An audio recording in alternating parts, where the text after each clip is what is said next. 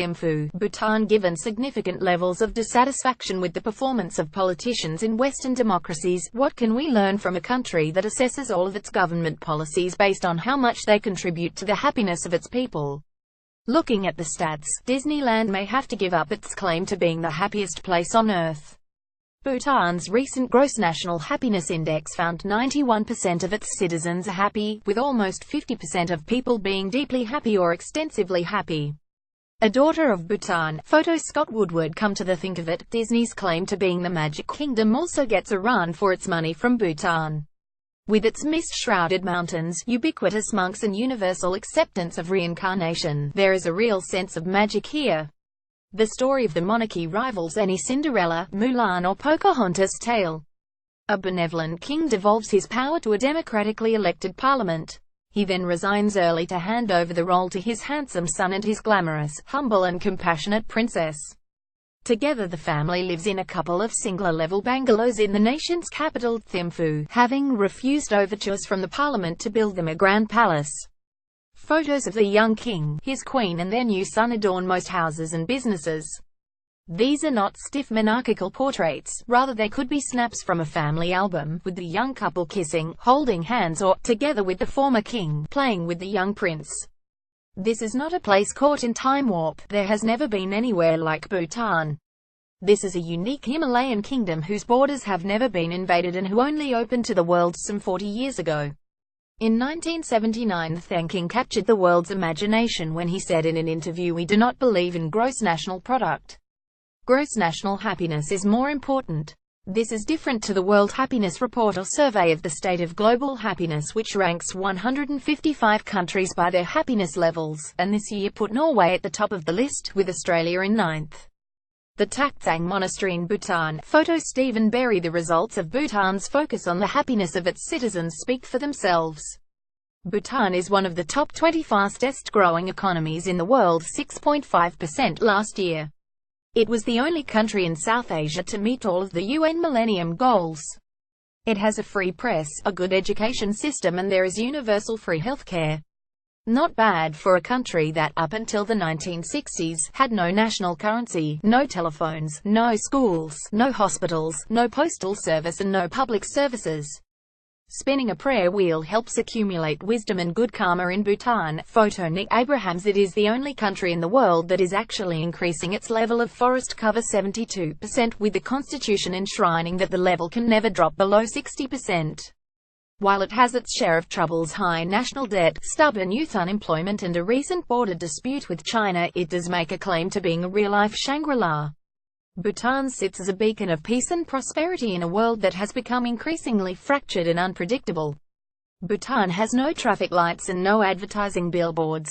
Cars are banned from city roads one day each month to reduce carbon emissions. The country absorbs 3 times as much carbon as it emits.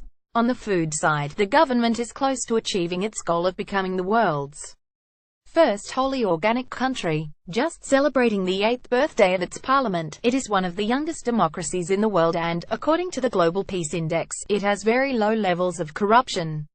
70% of Bhutan's fruit and vegetables is organic and the government target is 100%. Photo Nick Abrahams. Buddhist philosophies are at the core of this country. Its national prosperity and security over the centuries is put down to not so much their external soldiers, as the army is known, but the power of the internal army, being the 12,000-strong Buddhist monk population. While there is a sharp decline in numbers joining religious orders in the West, in Bhutan more people than ever are joining to become monks and nuns. A core value is the good treatment of all sentient beings, including animals. Stray dogs are everywhere, but unlike manga-riddled street dogs in other developing countries, these dogs are surprisingly fit and healthy, barking not to be menacing but in the hopes of picking up a friendly pat. They used to have a zoo but it was closed down as it was not a natural environment for the animals. Men sit outside a house in downtown Paro, Bhutan. Photo Nick Abrahams. The concept of gross national happiness is a major driver of government policy and the GNH index, done in 2010 and most recently in 2015, is a tangible way of measuring success. The GNH index is not a simple survey of well-being. It is not Pharrell Williams' euphoric dancing in the street style happiness that is being measured. Rather, it measures prosperity, using 9 domains including the physical and emotional health of its people, the strength of communities and the condition of the natural environment. People walked near a billboard of the Chinese military reading "Courageous" in Beijing last month. Beijing is intensifying its warnings to Indian troops to get out of the contested region high in the Himalayas where China, India and Bhutan meet. Photo app Bhutan's 10-year plan states the GNH Index is a critical evaluation tool for results-based planning, to ensure that development truly contributes to the achievement of GNH. This has been echoed by the Prime Minister, Tshering Tobgay, including in a TED Talk. According to Shawang Tandon, the Director General of Bhutan's Royal Institute of Management, people need to have certain subsistence needs met first: adequate food, shelter, healthcare and so on. After that, the GNH Index is a way of measuring real well-being of people, their true contentment. Bhutan sits as a beacon of peace and prosperity in a world that has become increasingly fractured and unpredictable. But it is not all fairy tale. The kingdom has its challenges. Most serious is a recent Chinese road-building project in the Doklam Plateau, an area on the disputed border between Bhutan and China. Given the proximity of the area, India has responded strongly, leading to yet another significant dispute between China and the maturing global superpower. Economically, Bhutan needs to diversify its revenue base from its hydroelectric power exports to India, which have been the engine room of its economic prosperity. The investment in hydro projects has led to national debt levels outside normal International Monetary Fund's IMF thresholds. General unemployment is at an enviable 2.5%, down from 36% in 2000, thanks to targeted government policies including skills programs and incentives for small businesses, especially in rural areas. The problem issue is youth unemployment, sitting at 9.6%. Bhutan is a country of contrasts.